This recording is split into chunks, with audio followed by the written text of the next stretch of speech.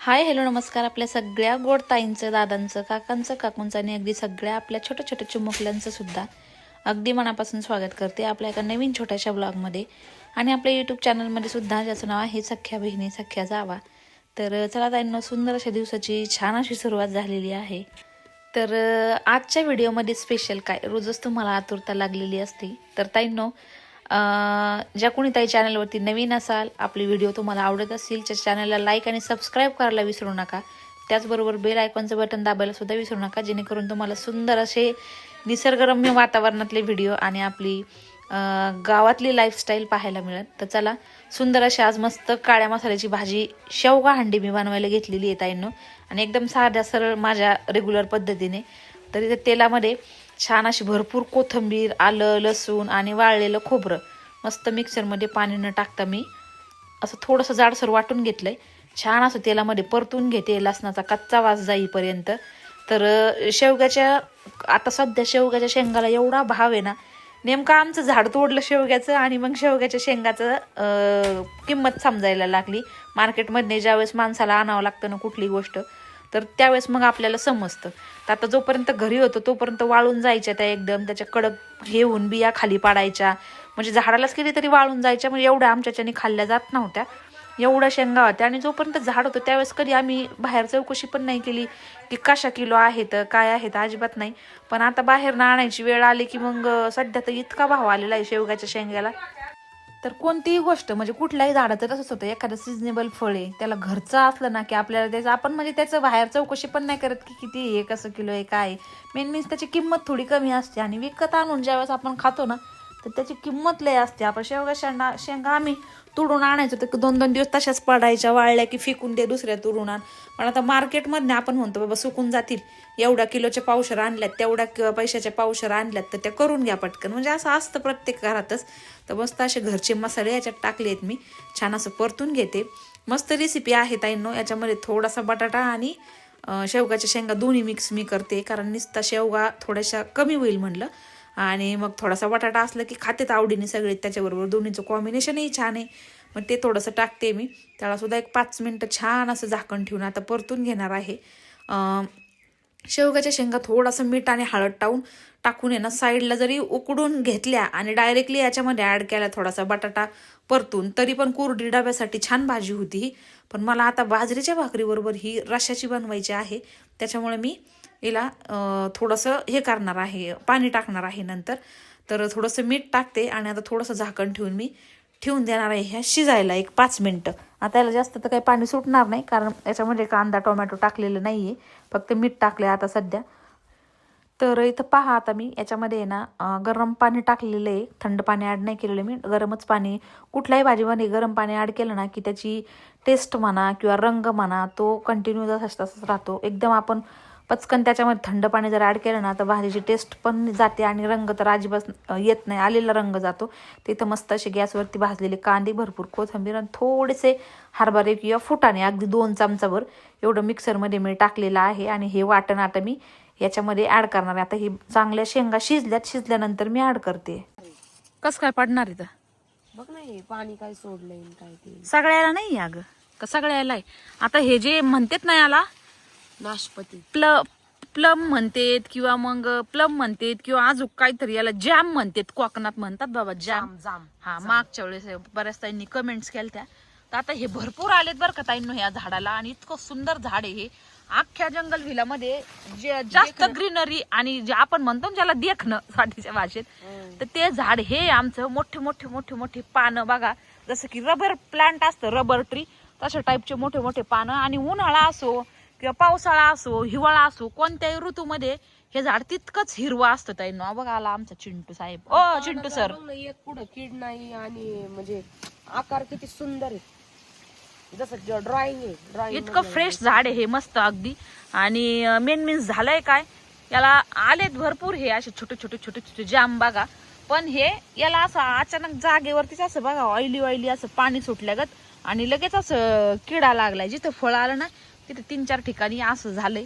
मग आता काय माहिती काय होतं. आता मागच्या वेळेस आलते तर ते चांगले आलते, बरेच आलेत आतमध्ये. पण मग आता असा प्रकारे बाबा आता काय होतं. मोठं नाही होत म्हणते ते, एवढंच राहतं लिंबा एवढं. पण चांगलं लागतं ते खायला. आता मागच्या वर्षी आले होते मोठे मोठे चांगले, तर आपण खाल्ले नव्हते का? मोठे मोठे आले होते. संत्रा खाऊन इकडे बघा इथं झाडामध्ये टाकून दिले कामगारांनी. बरेचसे तोडून खाल्ले पिल्ले वाटल्या. सफाईला आले होते, सफाई केली, परत इथंच घाण करून गेले सगळं खाऊन पिऊन टाकून. त्याला पाणी घालावं लागेल बरं का, बेलाचं झाड. बेलाच्या झाडाला ह्या. हे चिंट्या चिंटू चल बाळा. कुठं आला हिंदू? आला बाई हक भरून. आंघोळ घातली का असा बाबा तू घाण होतो. ते पोरं तरी बरे आमची. असा आहे तू आगाव. हा का बस लागला अंगावर उड्या मारायला नाला एका. हट तिकडं. आगाव एक नंबरचा. आता कालच आंघोळ घातली होती. थंडीच्या दिवसात रोज नको वाटते आंघोळ, त्याच्यामुळं 2-4 दिवसात ना हप्त्यात नाही एकदाच त्याला एवढ्यात घालतो. आता उन्हाळा आला की रोजच घालावं लागेल. असं जाऊन लगेच लिवळून येतो बाहेर जाऊन. गेट उघडं राहायचं उशीर आहे ना गद्दड्या. चल चल घरी चल. माझ्या अंगावर उड्या जर मारल्या ना तुला मी चले बाबा. स्वातीपाशी नाही लाड घाली, जतीच्या पाशी घाल जा. स्वाती बोल नको ग असं करू. जा जा जा स्वाती जा. जा तिच्याकडे जा, बघती बोलवी ती. जा ना. हा हा आणि जा. ते बघ ती बोलवी ती रे. आणि जा ते बघ गेला. तसं लय लापाटे ते पळ म्हणलं तरी परत बोलावलं तरी जाय. जा जा ती बोलव त्याला. जा ग चल रे चल. जा. जा ती बोलवी ती. जा तिच्याकडे जा. स्वाती दे याला आवाज दे. जा ना बाळा जा. ती आवाज दे तिचा. जा पटकन बोलू स्वाती दे ना आवाज याला.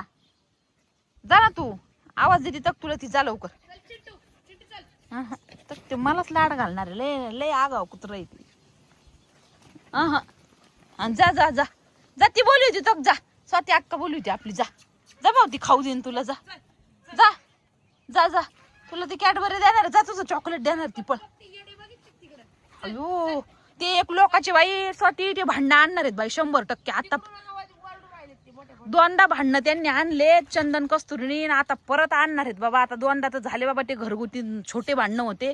ते काय करते ताई ना, आता जसं बी गरमायला लागलं ना तसं ते लोकांच्या शेतात जाते. थोडंसं गेट उघडं ठेवलं का चिंटू गप रे मला बोलू दे. आणि कोणाची मका खा कोणाचं काय खा बाबा. आणि तिकडून आवाज देतात आम्हाला. बघा इथं आम्ही बोलतोय इथं. आता ती पलीकडच्या शेतात आहे तिकडं. ए चंदन कस्तुरी, चंदन कस्तुरी तर तिकडं त्या शेतामध्ये गेलेले तिकडं सगळ्यात याला स्टार्टिंगला. आणि ते शेजारच्या ताईंची पार मका कोणाची भाजी खा कोणाचं काय खा. हे आपल्याला रट्टे बसवणार आहेत बघ 2 जण एखाद दिवशी. हा कारण असं शेतमाल लोकांचं खाल्ल्यावर कोण सहन कारण यांच्याकडे जरा बघावं लागेल बाय स्वाती. नाही तर यांना उन्हाळा आहे तर नेऊन घालावं लागेल. येडी आहे काय तू. ओ भाभी, ओ भाभी, उधर हमारा चंदन कस्तूरी है क्या? उसको भगाओ ना थोड़ा घर में इधर. वो उधर खेत में घुस जाएगा ना.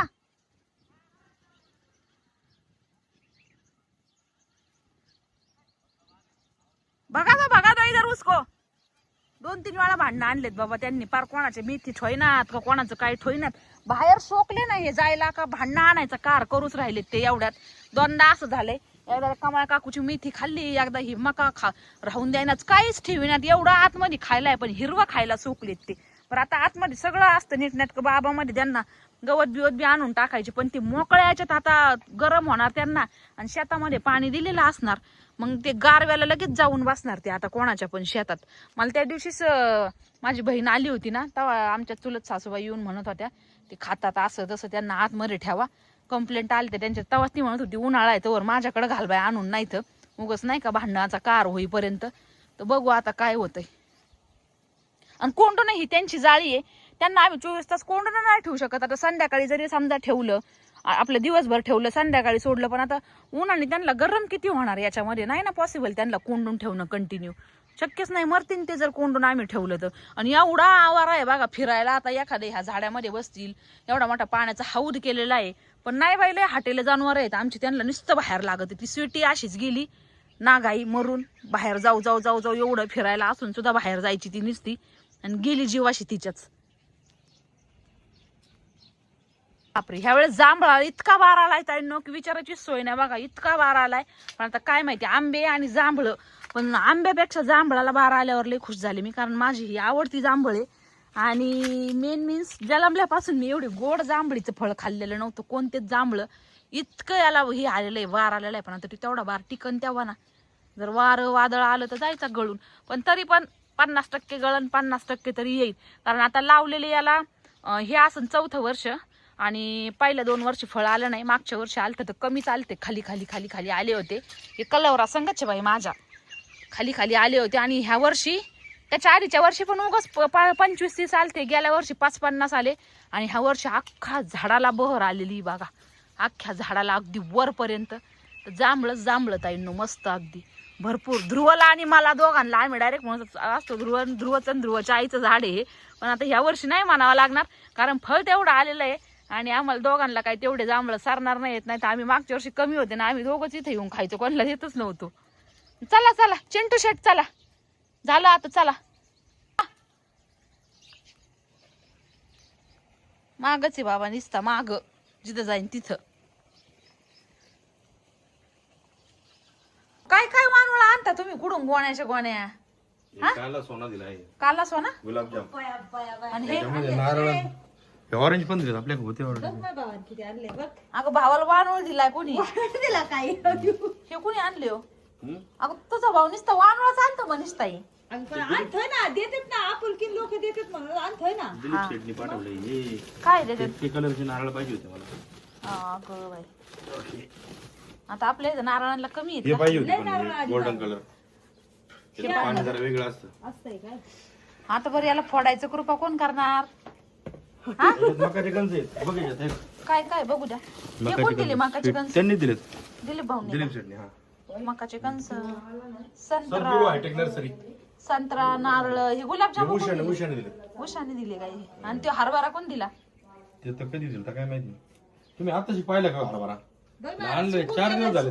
आता शिक नाही, काल तुम्ही गाडीतून बाहेर टाकलाय रात्री आणि मग नाही, हा नाही, काल सकाळी टाकलाय का रात्री टाकलाय? कालच टाकला, पण रात्री का सकाळी माझ्या लक्षात नाही, कारण काल दिवसभर मी पुढं घरी होते. हा, तू नव्हती घरी, हा, कालच टाकलाय बरोबर. स्वाती मी दोघी घरी नव्हतो, काल दवाखान्यात गेलेलो होतो.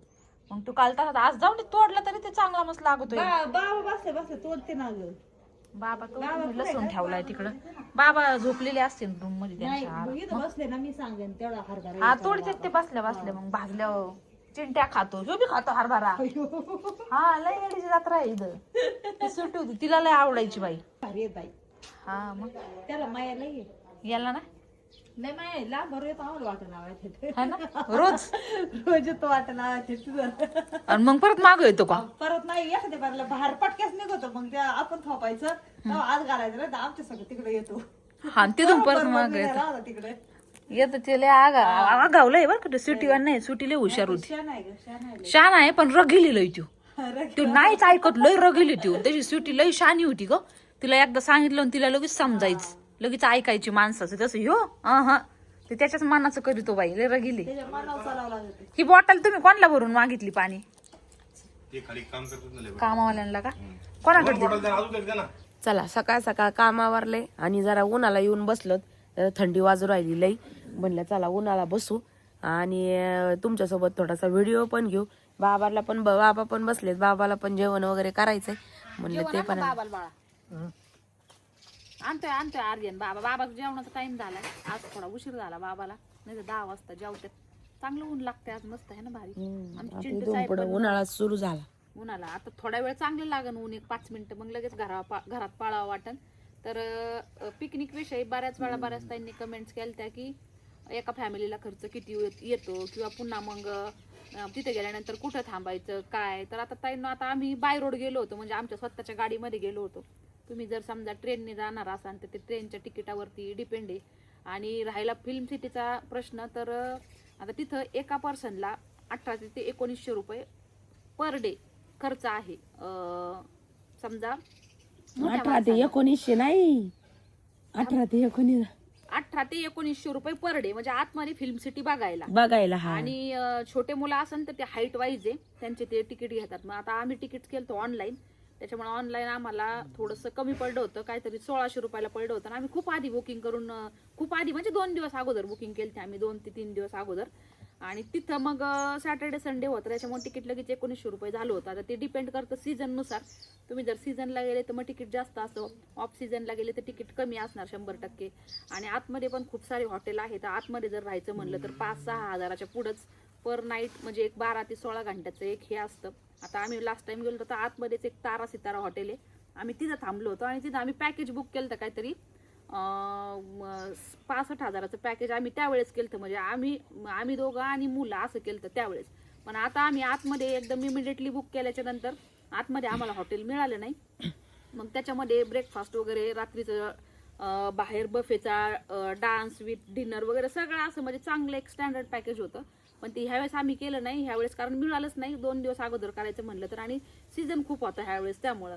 तर तुम्ही ते पॅकेजही घेऊ शकता. आणि तुम्हाला जर कमी खर्चामध्ये ट्रिप पाहिजे असेल तर तुम्ही बाहेर राहून समजा हैदराबादमध्ये लोकलमध्ये तरी पण 3-3.5 हजार एका रूमला एक दिवस राहायचं म्हणलं तर खर्च येतो चांगलं. जर त्याच्यापेक्षा घ्यायचं नाहीच म्हणलं तर. कमी, आजकाल त्याच्यापेक्षा- काहीच नाही हा, राहिलं. कमी नाहीच. आणि ब्रेकफास्ट शक्यतो इन्क्लूड असतो 3,500च्या पुढे जर आपण घेतलं तर.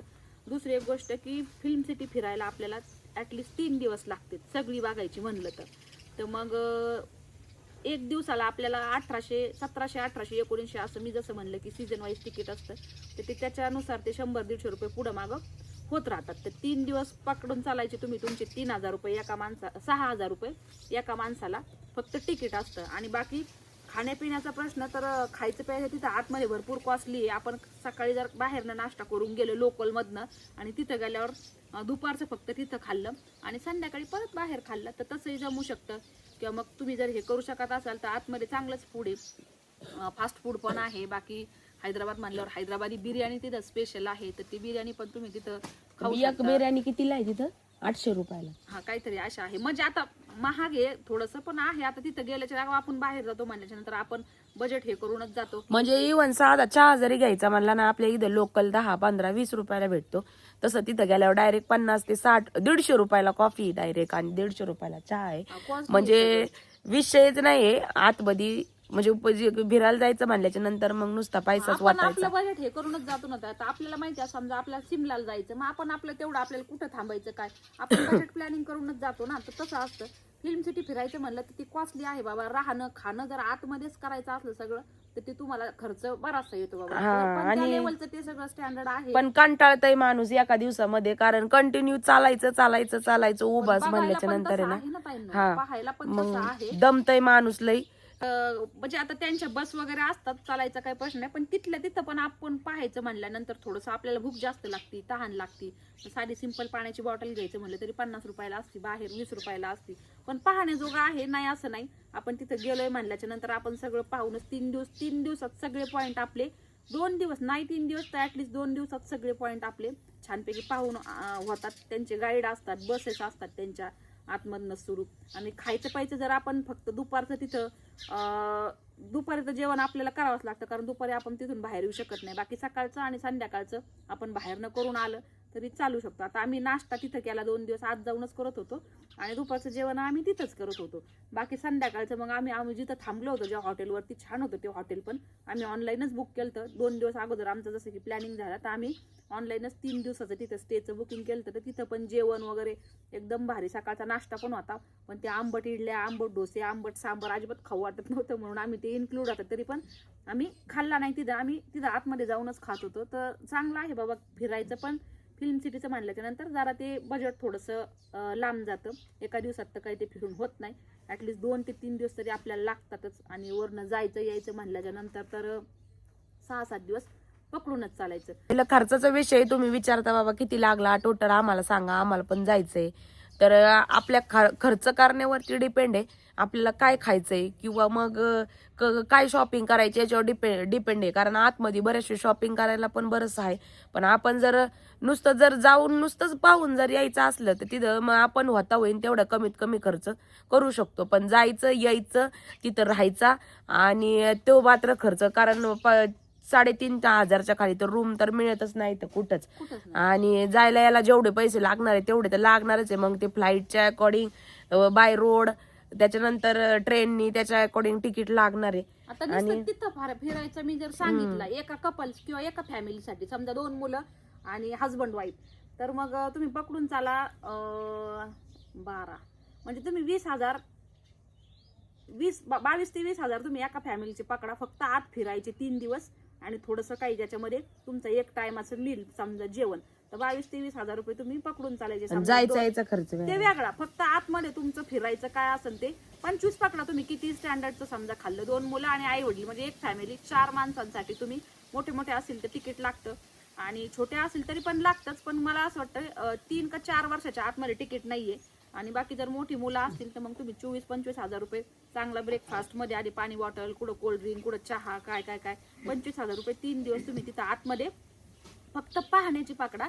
आणि बाकी तुमचा स्टेचा खर्च हॉटेलचा वेगळा येणार बाबा. मग आता ते तुमच्या मनावर आहे, तुम्हाला 1 दिवस तिथे फिरायचं की 2 दिवस फिरायचं की 3 दिवस फिरायचं. समजा 1 दिवस तुम्ही फिरून फिरून कंटाळले, दुसऱ्या दिवशी तुम्हाला नाही वाटलं नाही आज बघायचं आपल्याला दुसरीकडे जायचं, तर तिकीट 3 दिवसाचं बुक करून नाही ठेवायचं आतलं.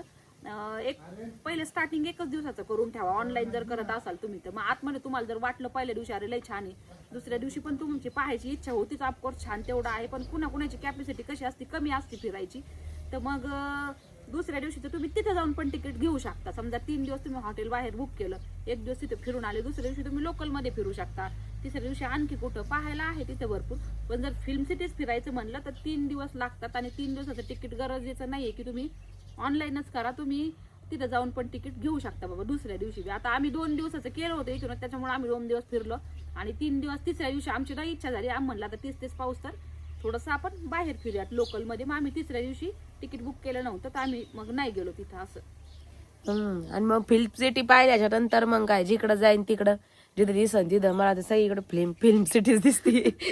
सगळे सीन पिक्चर पाहायला की लगेच असं वाटतं तर हा सेट तर आम्ही तिथं पाहिला होता, तो सेट तर म्हणजे इव्हन बॉर्डर पिक्चर त्या दिवशी आम्ही बघायला गेलो होतो, स्वातीन राजू त्या दिवशी पाहून आले, नंतर एक दिवशी आम्ही पण गेलतो, तर त्याच्यात सुद्धा सगळं तिथं जे आहे बॅकग्राऊंड सगळं ते सुद्धा सगळं मूवीची शूटिंग तिथंच झालेली आहे. म्हणजे अक्षरशः ते घर वगैरे म्हणजे आपण पिक्चर मध्ये कसं पाहतो आणि ते कसं सगळं आपल्याला फ्रंटनी present असतं केलेलं असतं. आणि हा, पाठीमागं सगळं पोकळ असतं. नुसते दरवाजे आणि पुढे येईन मागं काहीच नाही. आता तो याचा सेटअप माहेश्वरीचा सेटअप तर कसा आहे ग, तो आहे बाबा रिअल, समजा दिसायला जसं आहे तसं आहे, ते काही पोकळ नाहीये, घरासारखं घर आहे म्हणजे चांगलं आहे. आता बरेचसे असे रिअल पण आहे. आता जे ते जे हाऊस आहे बघ ते युरोपियन हाऊस, त्याच्यात पण बरंच ओरिजिनल आहेत आतमध्ये राहिला आहे त्याच्यात डायरेक्ट. मला असं वाटतं की तो कोण राहत पण असेल, बरेचसे कामगार आहेत तिथे 600-700 तर नुसत्या बस आहेत म्हणजे जे फिरायला टुरिस्ट जातात त्यांना दाखवण्यासाठी. तर चांगलं आहे बाबा, जे अफोर्ड करू शकतात त्यांनी जाऊन पहा एकदा, भारी नॉलेज पण मिळतं तिथं गेल्याच्या नंतर. आणि मेन मीन्स मुलं फार खुश होतात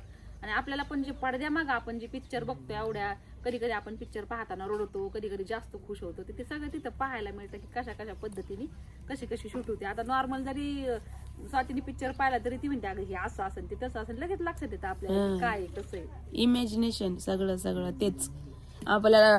मला तर असं लहान होते त्यावेळेस असं वाटायचं बापरे हिरो हिरोईनला किती फिरायला भेटतं बाबा, लांब लांब गावाला जायचं, लांब लांब एवढे सुंदर सुंदर ठिकाणं बघायचे.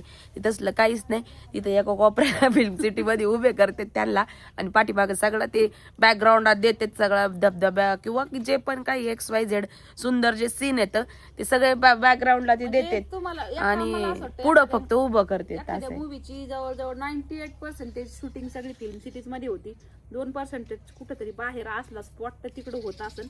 पण शक्यतो उन्हाळा आलेला आहे, उन्हाळ्यात तर काय पॉसिबलच होणार नाही बाबा एवढं फिरणं. पण तरी काय लोक जातात सुट्ट्यामध्ये, मुलांच्या व्हेकेशन मध्ये जाऊन येतात तिथं कार्निवल फेस्टिवल वगैरे भारी पाहायला. जे जाऊ शकतात त्यांनी नक्की एकदा मुलांना दाखवा, छान आहे पाहायला.